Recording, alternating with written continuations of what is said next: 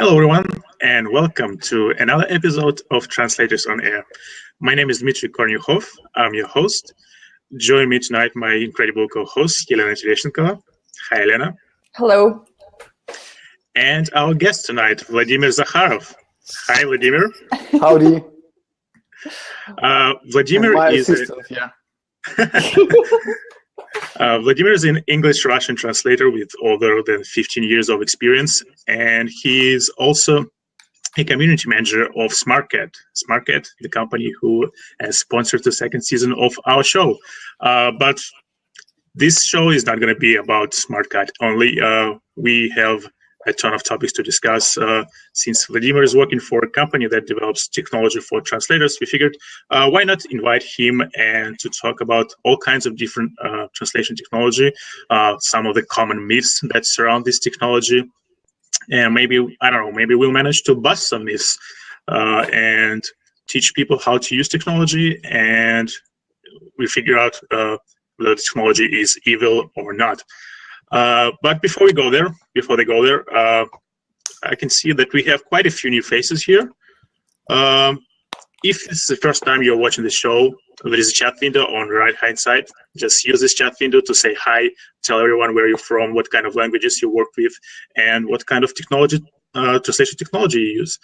And if you have a specific question and you want me, Helena, and Vladimir to discuss this question, you can use an orange button that is below this video that says ask a question or suggest a topic. And we'll be able to discuss this question and hopefully answer all of your questions. Okay, we have quite a few people already. Hello, Anne. Hello, Fabio, Laura, Yelena, Daniela, Iria, Ymer, Olga, Julia, Ingvar. Thank you guys so much for tuning in. We are really excited to have you here. If you have a few seconds to spare, please share this crowdcast on social media and invite your friends and colleagues to join us, because the more people we have, the more fun we'll have. And okay, so Vladimir, how are you? I'm fine, thank you. And I want to congratulate everyone with the coming winter. Actually, it's already December 1st here where I am, in Thailand. And I guess we spent 12 hours here in time zones. Dmitry has noon, I have midnight. Elena is somewhere in between. So we are going really global here. It's 8 p.m. Yeah, this is crazy because, I mean, 12-hour difference. Thank you so much for agreeing to do this. Staying up so late. Thank you for this opportunity. Just one thing, I tend to be quite verbose to the end of the day. So if I'm talking too much, you just go like this and I will shut up quickly. Okay. Start by telling a few words about yourself first, like all our guests do. Okay, yeah. My name is Vladimir. Some people call me Vova, which is in Russian the short for Vladimir. Don't ask me why. I've been translating for around 15 years now. I'm also have a major in physics and computer science, so I know a bit about technology. For the last 7 months or so, I'm with the SmartCAT team, managing the community of SmartCAT users. So that's basically what I do. And I love both technology and translation, and I love talking about this. That's it, basically. And how did you end up working at SmartCAT? Well, it's a funny story, actually. I was just browsing emails, and at some point I thought, why not browse some spam that I have? The promo folder in the Gmail inbox. And so then I saw this message that SmartCAT is looking for colleagues, and I was already using it for somewhere around 7 months or so. So I thought, why not? And that's how I'm here. But okay, I don't want to make an infomercial out of this, so I will try to say as less about SmartCAT as possible during this show, but I will keep this, this running text here, so you can always, I don't know if it's actually legible, if you can read this, it is. But okay, yeah. And there's also a big green button under this video, so if you'd like to check out SmartCAT's website, you can do so. Yeah, if you haven't done so before. But we always promote SmartCAT since you guys sponsored the second season of our show, so thank you so much for that. But let's talk about the technology. What kind of translation technology exists? Yeah, actually, I was also planning to use my whiteboard for this because, when we talk about translation technology, people usually, first of all, think about machine translation, this kind of thing. But actually, this is not limited to what technology can do for translations and for translators. If we draw like this, we can draw ourselves probably and our clients, our projects maybe, and the project we have at hand.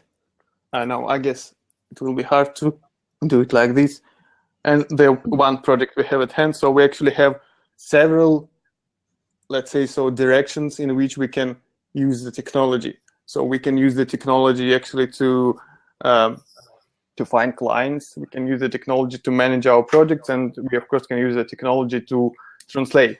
And when we talk about technology, it's important to see all the sides of this and to understand how we can use technology in all parts of these things.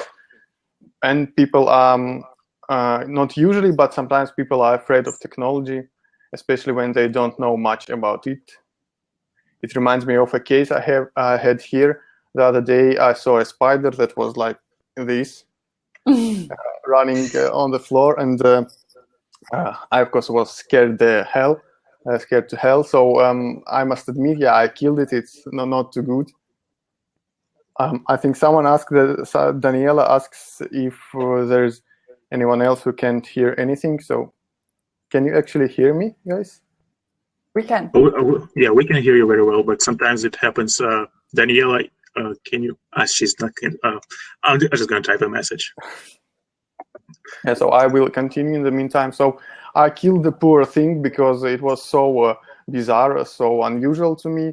And then I found out that it was quite harmless, and it actually kills cockroaches and crickets. So it could well help me, but I did not take the time to research the topic. I just killed it and ended up where I am. So that's what a lot of people do when they hear about technology, and especially when they're afraid that this technology can take their job or something like this. That's interesting, because I think that such a reaction, well, not killing everything new, but being afraid of everything new, it's probably the most natural reaction, and it's something that kept us alive, basically. I've read it somewhere that fear is the most ancient feeling that basically kept us alive, kept all people, human beings, alive. But now we're living in quite a different world, where we don't have to be afraid that much. I would have probably acted the same way if I saw a huge spider. But technology is not something that's going to kill me, at least technology connected with translation, right? So what are some of the biggest misconceptions about translation technology and technology used in translation? Well, I guess we can categorize these misconceptions into 3 or 4 categories. First of all, the misconceptions that say that technology is evil. Let's say so that it will take our jobs, that machine translation will become so good that translators won't be needed, or that people will start using machine translation instead of using real translators, and so on. That the rate will go down, these kind of misconceptions.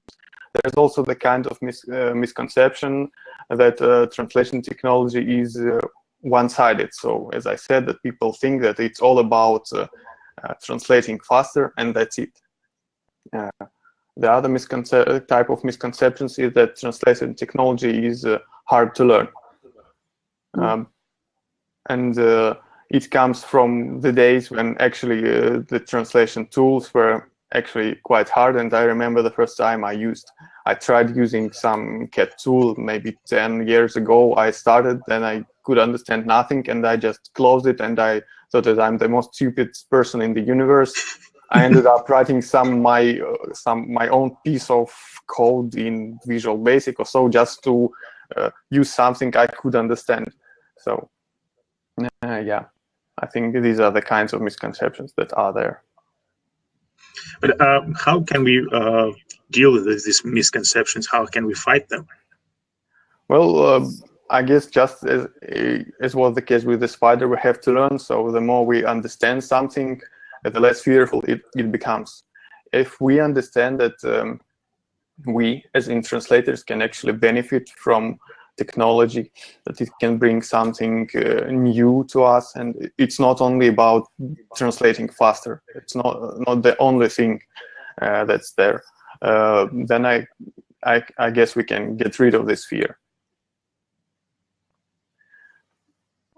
What else? I also thought of this kind of misconception that translation technology is, I don't know how to put it, the right word. Okay, I will come back to this one once I can put it in words. Yeah, so maybe that's what I was thinking about. Yeah, well, yes, some people think that it has some barrier for entry, but I won't call any names. But today there are quite a few options to start using technology without spending anything for it, and to learn it step by step, because actually you can do it in small steps. You can start just with using a CAD tool to translate, you know, when you have the original text on the left, you have the translation on the right, and you translate it, it already gives you some new experience, because a lot of people who use, for instance, MS Word, or don't use any CAD tools, they think that translations are made only for big projects or only for technical projects. So this kind of, let's call them only misconceptions, where people think that translation technology is only for some certain kind of jobs or only for agencies, for example. So in reality, CAD tools or translation technology can be used for simple projects to start with. It doesn't have to be some gargantuan thing. So you can go in small steps. What kind of steps can translators take to learn new technology, especially those who have never heard about any translation technology before, people who are just starting out, people who only just getting their first clients, their first projects? How can they start learning new technology, and where should they look for? Yeah, well, I guess signing up with some free CAD tool that can allow them to try it out is the best thing to do. So we will just sign up, upload your document, or use a sample document if provided, and go one by one and see how it works. Actually, for me, this aspect, when you have the original text on the left and the translation on the right, is probably the most important in using a CAD tool. It's not about translation memories or glossaries and so on. It's about being focused on translation and not on something else. For instance, if you're translating some PowerPoint presentation on an Excel file, you constantly have to click between captions, and you constantly have to, I don't know, to tackle the formatting and all this stuff, and it distracts you from the work you have. And when you have a CAD tool, you have everything in one table, you have the progress bar above. You just go and you enter this state of mind where you just concentrate on your translation. It already increases your productivity, and not only productivity, but also the quality of your work, and the experience you have, it betters it. Yeah, I remember the first time I tried using translation technology. I mean, when you talk about translation technology, I mean CAD tools in general. I was still working as an in-house translator at a translation agency. Back then, I was living in Ukraine. How many? 6 years ago, and I realized that by using CAD tools, I increase my productivity tremendously, and it allows me to focus, like you said, it allows me to focus on translation, the task that I enjoy very much, and get rid of any other distraction like formatting, because we can deal with formatting. We can always deal with formatting later after we export the files. But yeah, technology, I think it's a necessary tool, and I wouldn't say that technology is evil or replaces us. I think technology is here to help us. But the problem is that not everyone can get into this mindset of understanding that technology is a tool at the end of the day, and we are the ones using the tool, not the other way around. How can we deal with this perception that we are the ones who are using the technology and not the other way around? How can we change that? Because we both know that there are a lot of opinions out there. There are a lot of points of view, and some people would say that technology is not necessary. Some people would say that technology is a must. Like for example, I'm saying that technology is a must, and other people say that technology is useless. Now, is there any way translators could come to an agreement on that?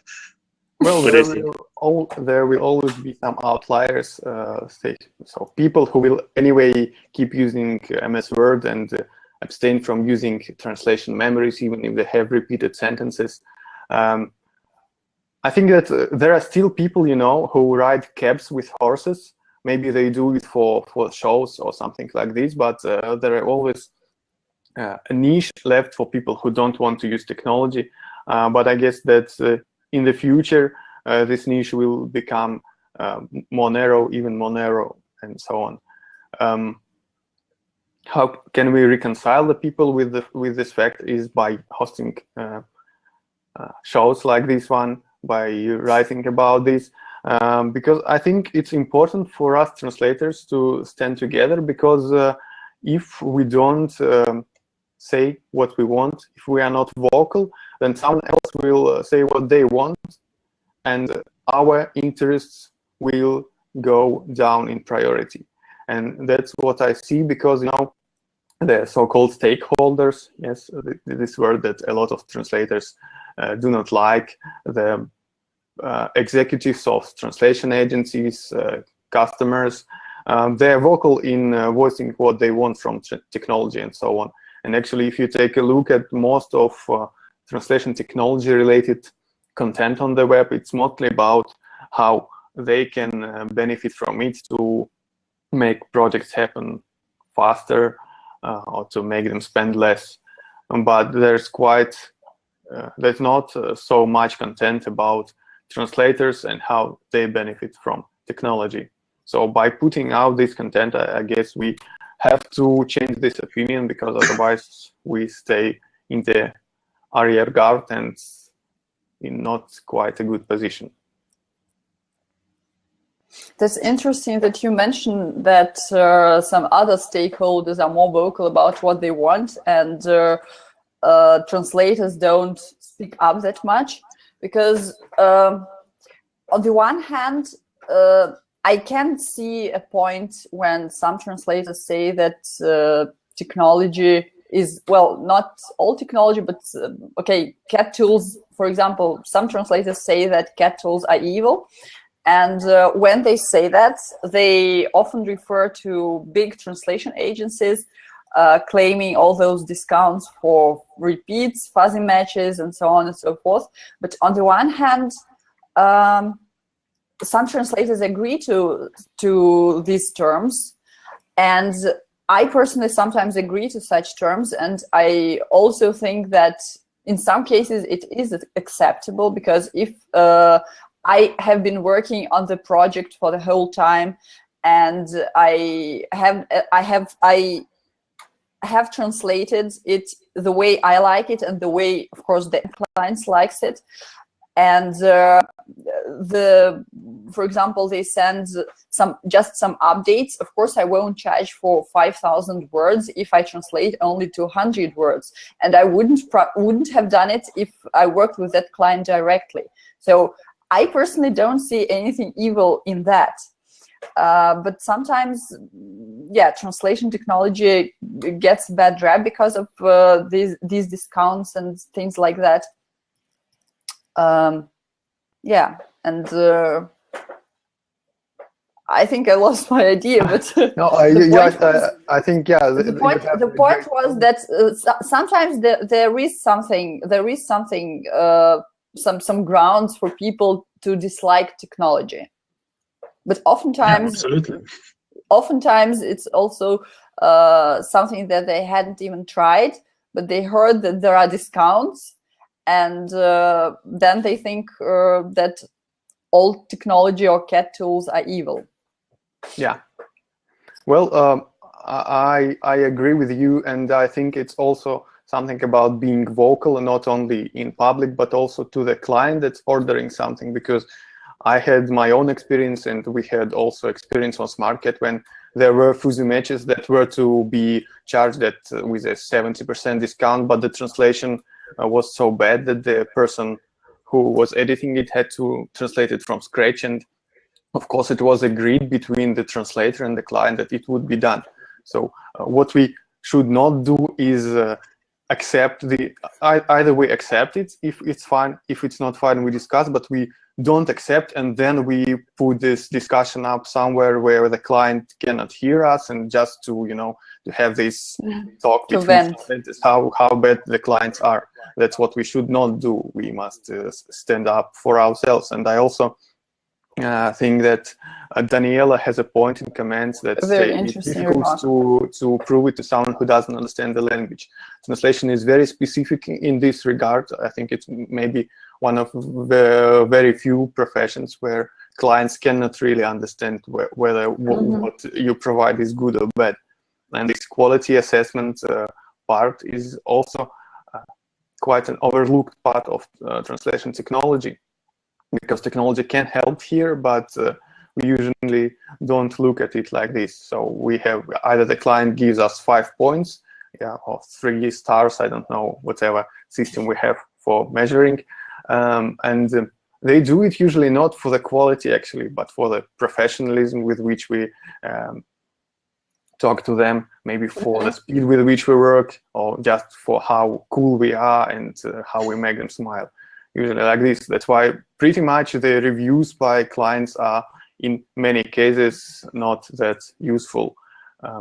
But I don't think that's the point that we are discussing, but also worth mentioning. So I think it's also a matter of us educating the clients. So we have to tell our clients what translation is about and when it is hard, when it is not. And in this regard, by the way, agencies also, the guys who get the bad rep, as you say, sometimes they are an important link here, because they are someone who can explain it to the client if they are, let's say, so trustworthy, if they're good at what they do. So maybe it's not the case with all agencies, but I've seen quite a lot of agencies who were founded by translators who understand these things and they know how to explain it to the client. And as I said, technology can be used in good and or bad ways, so we must watch that it is like everything. Yeah, like everything. Do you think translators can influence the development of current technology? Because, like you said, there are a lot of stakeholders in translation technology, and some stakeholders have much more influence, at least as it seems. For example, large multi-million translation agencies or corporations that could affect the development of technology. Do you think translators could also influence the development of technology? And if they do, how can they do that? How can they make the technology better for them? How can they influence the developers of technology like SmartCAT or other companies to build tools that are helpful for translators in the first place, and not to translation buyers who are mostly interested in reducing the costs of service and putting price pressure on translators? How can translators be in charge of this development? Well, in our age, perhaps it's easier than it used to be, because we all have social media. We have the means to get together. We have the means to be heard. The question is why we don't do it. Sometimes it's easier to just sit in the corner and say how everything is bad. But I urge everyone to start being active on the web and to start voicing what they want. And I think that's the way to do it, because maybe the other stakeholders have more revenue and so on, but in the end it's us, it's you who are doing this work. And if you don't agree to some terms that you find unfair, and if you make your peers, your colleagues agree with you, you have already a peer support. Because, you know, when, for instance, translators talk about low rates, sometimes they talk about low rates, but then they go and accept offers at these low rates. I understand that it's hard, maybe at times, not to accept when you have to earn for a living, but it's sometimes you have to be strong and to stand up. After all, we can complain, but it's market, and you cannot do anything with it. If people are ready to work at low rates, then there will be people who are ready to issue orders at these low rates. Yeah, I think it's very difficult to stay strong and at the same time not to accept unfavorable working conditions, because I mean we all been there, and no matter how successful or experienced we are, we always go through these ups and downs. And yeah, it's hard for translators, because well, we are on. I feel like we are on our own, and we don't have that much of the unity when it comes to pushing our agenda forward. What do you think? Yeah, I agree that that's the state of the matter, but I also think that it can be changed. What you do with the open mic, with this show, and so on, it's very important. And what I also try to do at my own work is to be advocate for translators' interest, also an advocate for SmartCAT interest, maybe among translators, but also very important for me is for translators to really love our product and our company, because I think that there will always be a lot of translators who are not that good and a few translators who are very good. So in the end, the platform that gets the best translators, it will win, not the one who provides the most powerful machine translation technology, but the one who has the most powerful human component in it. I'm talking about platforms that provide such services like a marketplace, you know. Mm-hmm. Because if you, as a platform, if you start supporting such agencies, such customers who seek only for low rates and so on, then you end up having translators who are not that good and providing translations that are not that good in the end. So it's in everyone's interest, because good translators will always find a way to not to survive, but to thrive. They don't have to go to bad agencies because they are good at what they do. They can go to good agencies. And also part of what technology can do is to let translators know what agencies are good and which are bad. So, and this component of making customers and translators find each other, so that customers can find translators who are good for their field, and the translators can find customers who are well-paying and so on. So this kind of technology is also something that's very important among and above and beyond all the productivity questions. Interesting. Let's take one of the questions that we have here. Yelena, do you want to read the questions by Lara? Sorry, you just disappeared for a second. We have a questions from Lara. Do you want to read it? Oh, yes. Okay. We also have an interesting remark from Yelena, but first the question from Laura. Since you guys are talking about using CAD tools for your own projects, not agency projects, do you keep your own TM databases for personal use? If so, what format do you keep them in? TMX, TMX, or something else? And what are your preferred personal CAD tools?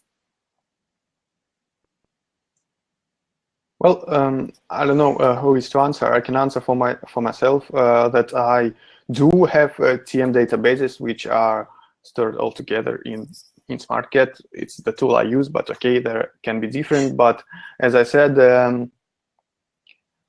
not always TM databases are the strongest point of CAD tools, but of course, keeping what you have already translated is useful. TMX or not TMX, it's another point. What about you, Elena? Do you keep all your translation memories in TMX? I basically use translation CAD tools when working with agencies. I don't use them for my personal projects.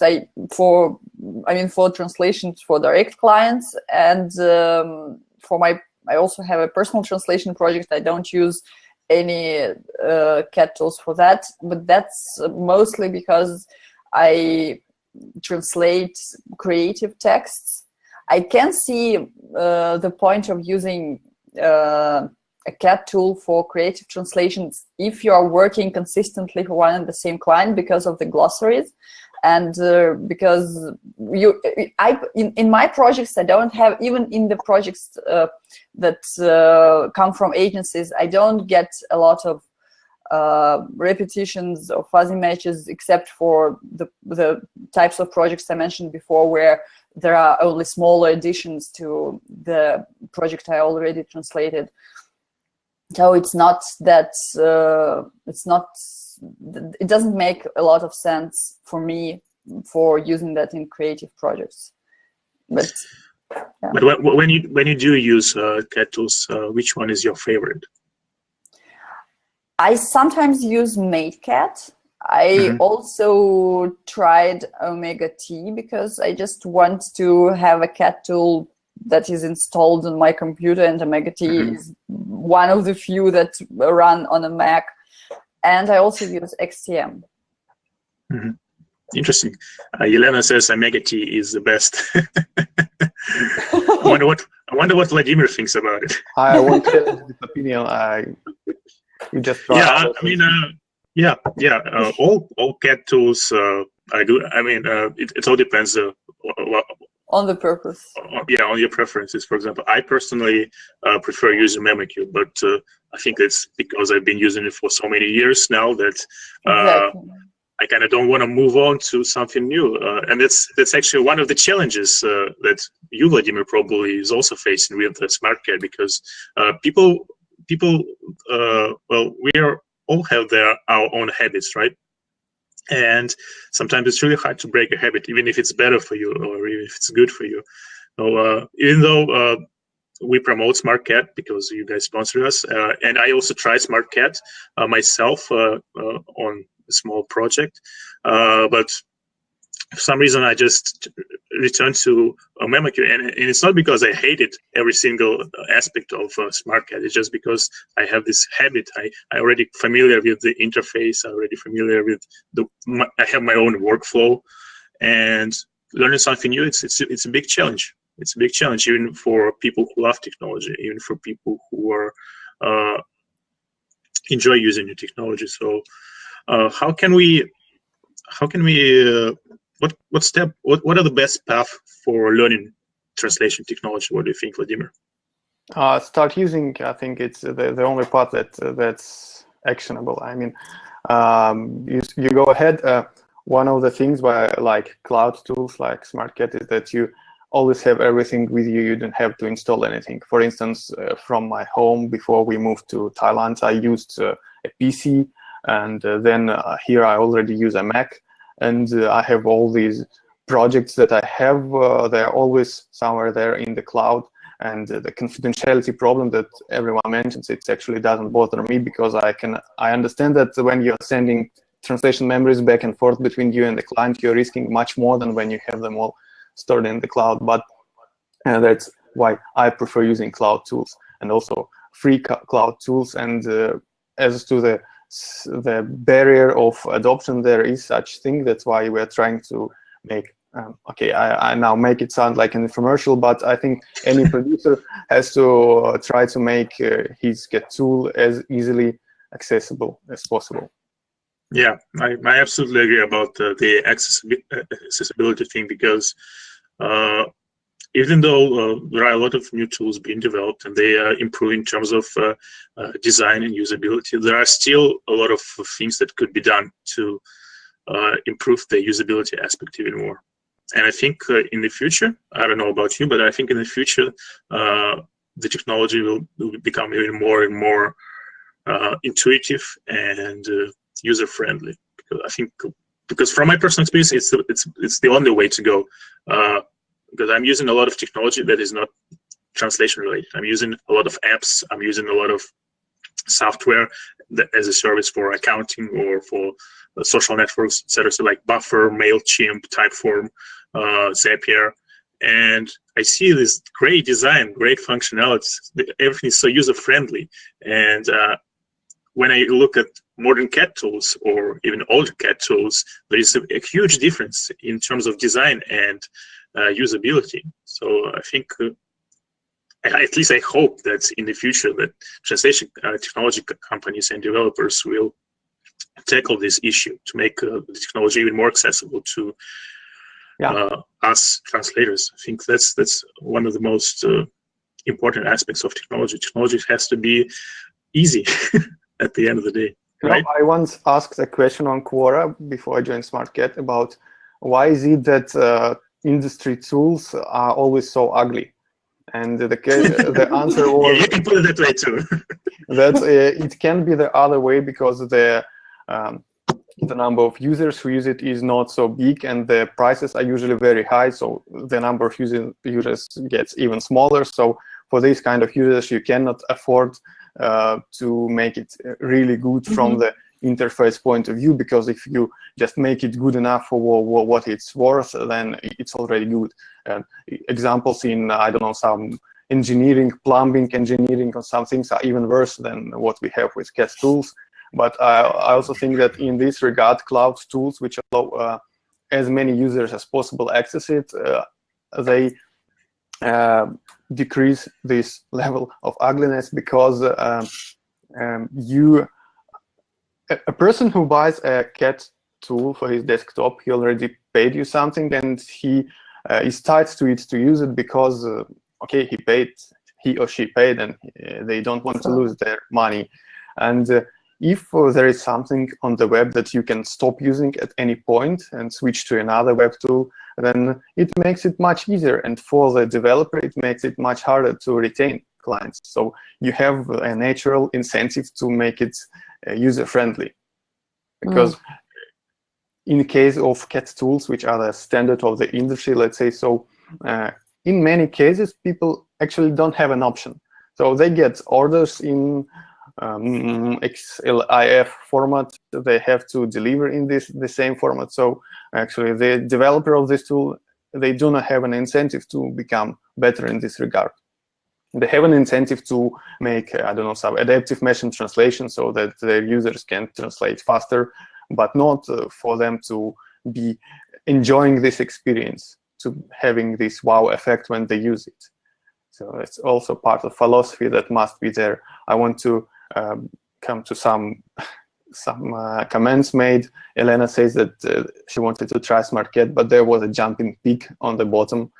Not pig, but pig. Sorry, my English might not be the best, so she couldn't. We in one of the recent releases, we made a cross sign over this jumping pig, so you can click it and it will go away. So it's a major design improvement in one of the latest releases. So you can. The jumping pig was actually a gift, a wrapped gift that was jumping and saying, click this and get 100 pages of image recognition for free or something like this. Also, an important point that Daniela touched, that the possibility of changing automatic segmentation may be a deal breaker. No, our philosophy,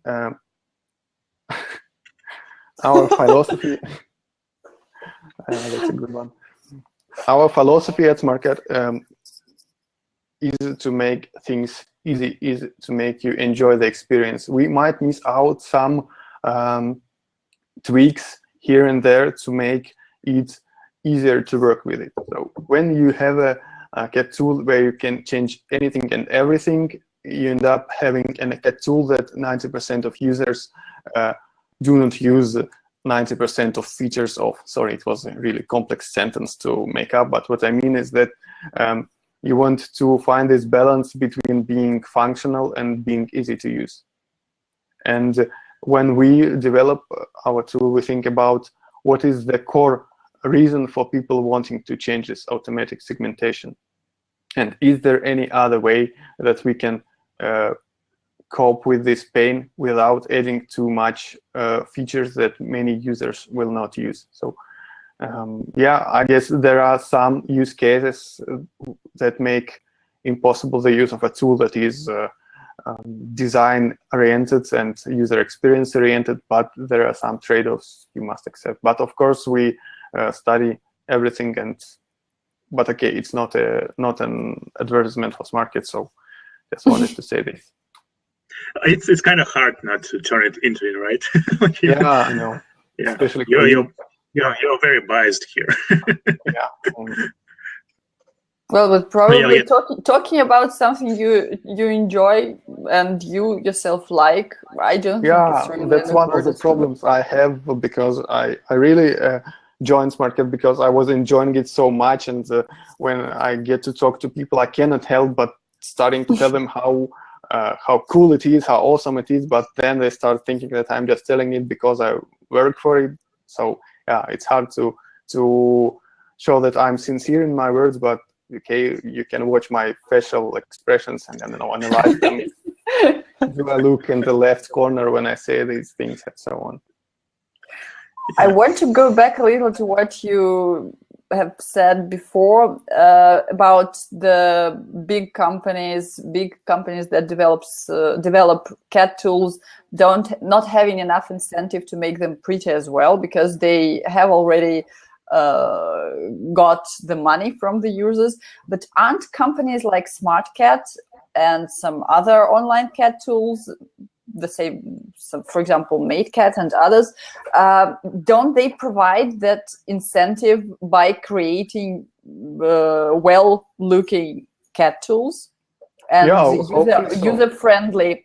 I think that's another great thing that you guys doing. In Translators 2017, we measured you only have to spend 9 minutes to install it instead of 15 minutes in the previous version. So they are becoming better, really. So yeah, I think we provide them with this incentive.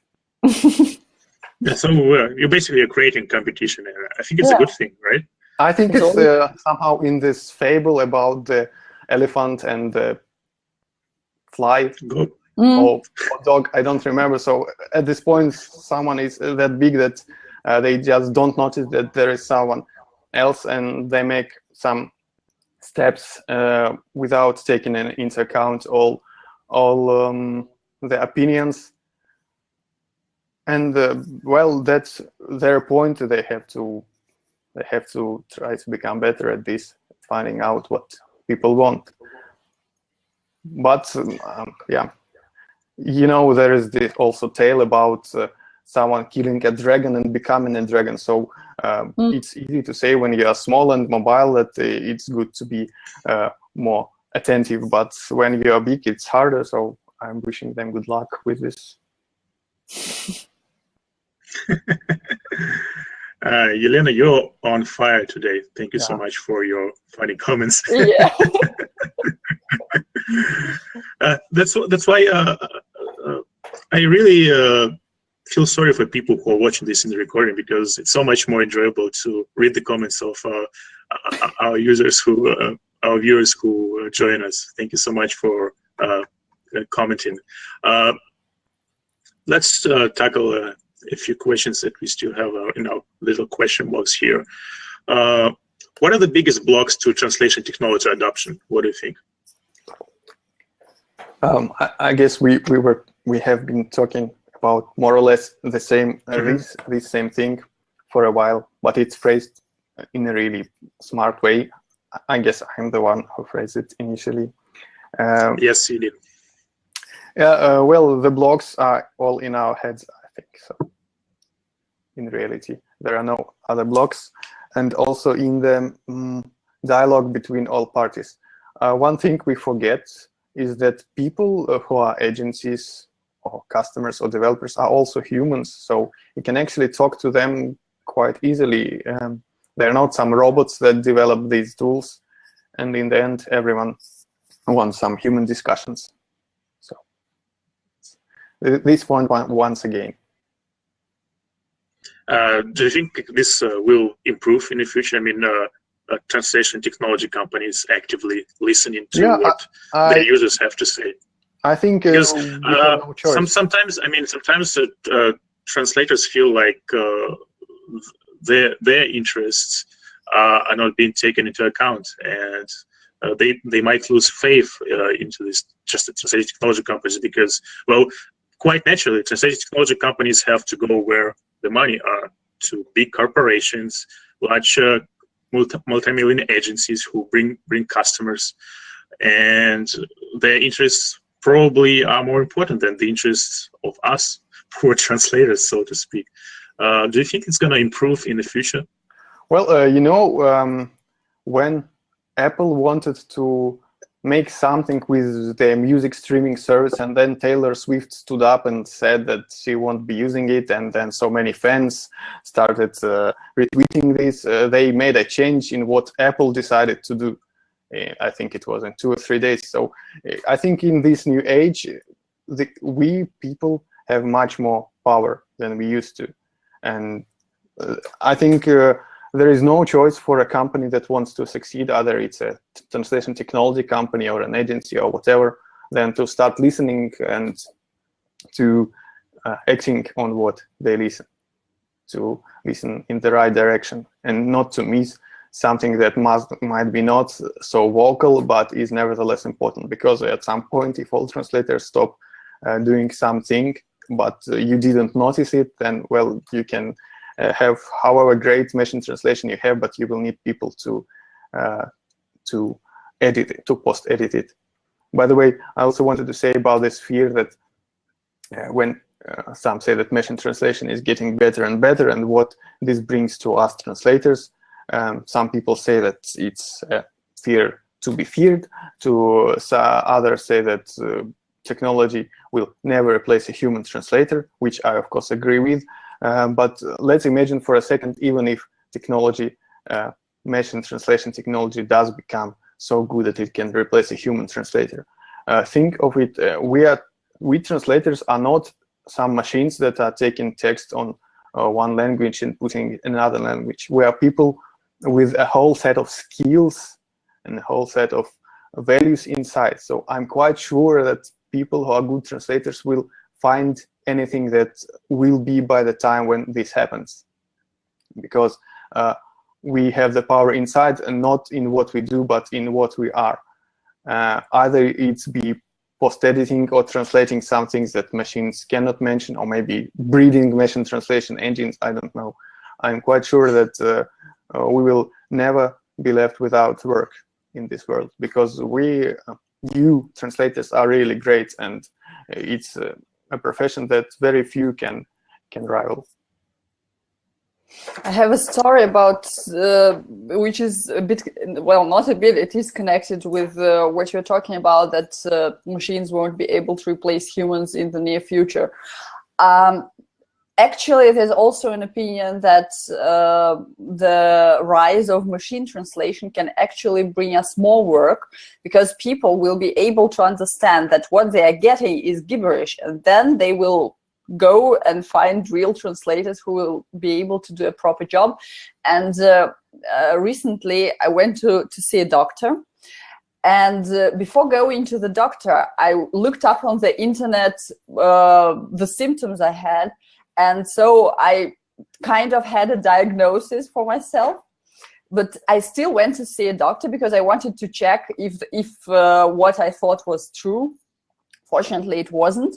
But I also talked with the doctor, and she said, she was a very pleasant woman who told me that now, I told her the story that I looked my symptoms on the internet, and then I decided to go and see you. And she said, you know, nowadays, almost everyone comes with a diagnosis to me, but people still go to the diagnosis. And without the internet, I wouldn't have thought about looking something up, and I wouldn't have imagined that I have some illness, and I wouldn't have gone to the doctor. So doctors probably have more patients now, because people like me go on the internet to look every little thing, every little symptom that they have.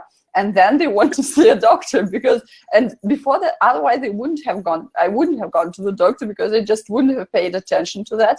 And so I think it might be the same story with translations. Probably it won't, people probably won't get that fast, that wouldn't understand that fast that they need professional translators, as people understand that they need the professional doctor, because it's just, yeah, these things are a bit different, but still, I think it's quite possible. Yes, yeah, I absolutely agree. Experts will always be in demand, and when you have this comparison, and it's actually visible, like with machine translation and professional translation, the choice will be obvious. You will go to the expert if you care about your brand, if you care about your sales, if you care about your customers, etc., etc., etc. So the rise of machine translation could be a good thing, like you said. But yeah, we'll see how it will develop in the next 10 years, and where we all are after the 10 years of rapid development of machine translation. One funny thing to mention here is that when all these comparisons come, when they say that machines are now like 20% as good as human translation. So will machines ever become as good as a human translator? But 90% of human translators will never become good translators. It's also a point worth remembering. Yeah. So it's not enough to be as good as a human translator. You have to be as good as a good human translator, which most of human translators will never be, because even if you take the machines out of the equation, I've seen quite a lot of translations in my career, and I cannot say that most of them were good. A lot of translators are not getting the point of what translation is. Okay, if you want to translate, like for someone just to understand what you are saying, that's one point. But if you want to make a real translation that you don't have humans who are that good, so there is the other bar for machines to reach once they become as good as human translators. I want to get back for a moment for Elena's question, so that it doesn't look like I'm trying to.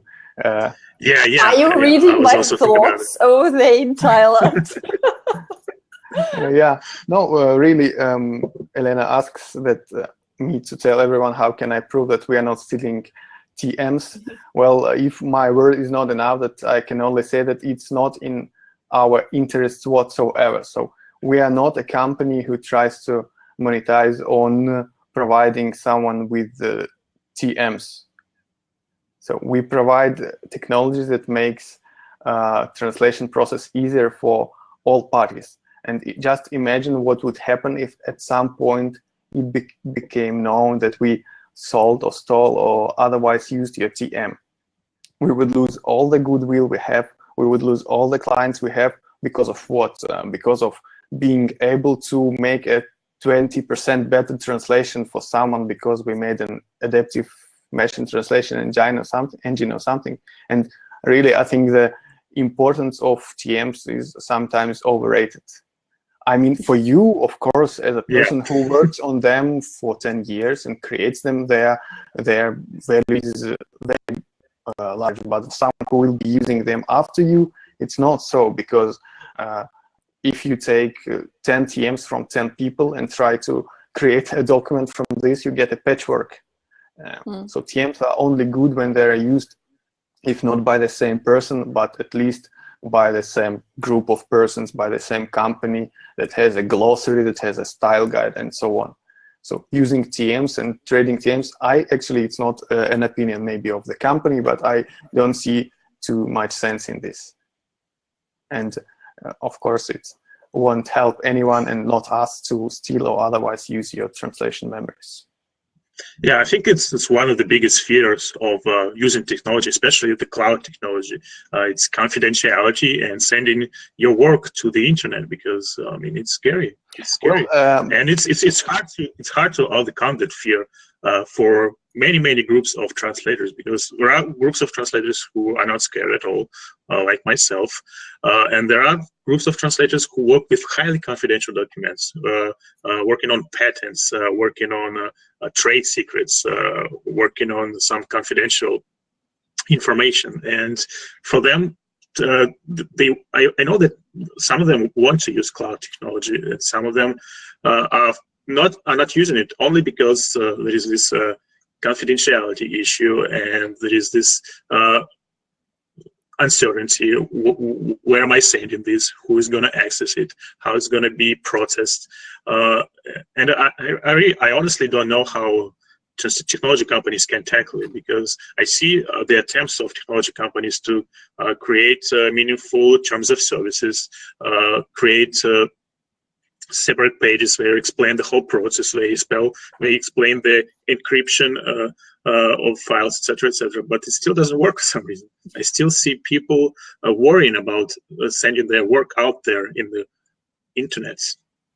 Well, I once talked to an owner of a translation agency, and he was expressing the same concerns. And I said, okay, you have highly sensitive information in your orders. Okay, so how did you do your last order? He said, we had 10 translators. We sent them out the TMs, and they translated it into others and sent us back. I said, okay, so you are sending TMs with all information inside over email, and you are worrying that information in the cloud would be somehow less secure than sending it to 10 people who you have no control of in its whole bulk, because TMs that people send over emails, they can get megabytes and tens of megabytes in volume. So you're sending basically not only what they need, but everything. He said, well, we are encrypting it with a password in a zip archive. I said, okay, that's cool, especially because you can find a decryptor on the web in like 3 minutes. So I cannot say that the confidentiality issue is totally out of question, but with cloud technology, you have more control over this confidentiality, and you know where it lies, and you are not just sending it out somewhere when it can be sniffed and taken out. You are putting it somewhere where people take care of it not to be lost, and where there would be lose a lot of goodwill if it ever gets lost. Because imagine a situation where something leaks from a cloud technology company, it would be a disaster for it. So this is a powerful incentive for us or for any other cloud company to work hard on the security, to use highly secure data centers, to not sell information, to put some policies internally so that you are sure no employee can access these resources and get unnoticed, and so on. But still, I think that's not enough to convince people to try and use translation technology. I think Yelena has the final argument. Remember what happened with Clinton's emails? I remember what happened with America, so you never know. Yeah, I think it's a very difficult topic to tackle, and there is no way that this can be solved easily. But just like that, there will always be this roadblock, and for some translators, cloud technologies probably will never be an option. Well, the confidentiality question is one of the major questions we want to be explained. So we have a content plan, and talking about confidentiality and how cloud can protect confidentiality is a big point there. But remember that Gmail is in the cloud, for instance. Most of the technology you already use is in the cloud. So when you're talking that you don't want to use CAD Tools, then think of not storing your, not sending, first of all, your confidential offers via Gmail, not putting them on Google Docs and so on, because it's all the same kind of problem. And moreover, if you are using some huge provider who can survive after something bad happens, like it happened many times with Gmail accounts broken and so on, a smaller provider will not survive. So for them, it's more important to keep it confidential. Yeah. Okay, so let's talk about the future of translation technology. What do you think is going to happen to translation technology? Any idea what kind of hot trends going to be in the next 5-10 years? I think that the most important thing to happen in the next years will not be related to some machine translation technology or something that will make translating faster, because it's some people who are not translators do not understand that actually we translators are not that much worried about being too slow in translating, that we are not looking forward to the days when we can translate 10 pages per hour. It's not our point, and it's not the biggest problem when you look at a text that you cannot find a word that translates like this in the other language. Sometimes it's 1 minute you spend to get a draft version, and then you spend 10 minutes trying to make it look perfect. So I think that the breakthrough technology will be not in translating itself, but in the way people, the way customers find translators and translators find customers. In the way, because it's a giant challenge, because so many customers get bad translations because they cannot find the right translator, and so many good translators sit without work because they cannot find a customer. Translators are bound to spend a lot of time on self-marketing and these kind of things, which not everyone enjoys. And let's be honest, if you are a great marketer, it doesn't mean you are a great translator. It's not about you, Dmitry, of course, it's a general topic. So yeah, in today's world, we are bound to have all these social media accounts and so on to market ourselves, but there are hidden gems, people who are so good at translating, but they just don't want to use these kinds of things. And I think the breakthrough technology will be in this regard. So in making us come together and remember that we're all in the same boat trying to connect worlds, even if we are customers, when we order a translation or a localization of our website, our higher goal is to make people on the other sides of the globe, if there is a side in a globe, sorry, I'm not sure, know something new or get some new service and so on. So we are all in it together. Yes, I absolutely agree with you. And actually, I have the same feeling that translators need a platform or a space like that where we could easily connect with clients. Because, like you said, not everyone is a great marketer, and not every great marketer is a great translator. And marketing is a full-time job as well, because and so are the sales, and so running a business. It's a full-time job, and when you're translating, you can, but it's really hard to promote yourself, to put yourself out there, bring in new clients. And a lot of people, I've seen a lot of people are struggling with this and have facing many obstacles in their way in terms of marketing and promoting themselves. But it is getting better. I mean, I've seen a lot of good examples of people trying to put themselves out there, trying to learn something new, and it works for people. For example, Yelena here, before she told me like a million times that before she has found my blog, she didn't have a website. She never used Twitter, and now look at her now. Yeah, that's true. And yeah, I'm actually enjoying it, and I also think that it's important to probably give something back to the community, because I know that there are a lot of people out there who are great translators, but who can't, like you both guys say, who can't find a way to market themselves in a non-salesy way. And yeah, so it's all about empowering each other, mm-hmm. and helping each other grow and be better at what we do. Yeah, I think it's a great way to finish our today's episode. If you, Vladimir, don't want to add anything. No, I think also it's a great way. I would be talking for many hours more, but okay, I can let you guys go. So thank you everyone who joined us. A special shout out to Yelena, who was really on fire today. I think everyone should join just for the sake of reading the comments. It was a great conversation. I hope that we managed to bust some of those myths that people have about translation technologies. And please don't forget to check out SmartCAT's website, which is at smartcat.ai. And you can also check out our website at translatorsOnAir.com and subscribe to our email list so that you won't miss our next episodes. And we'll see you next Wednesday. Thank you so much for joining. Have a wonderful night, everyone. Thank you, guys. Ciao. Bye.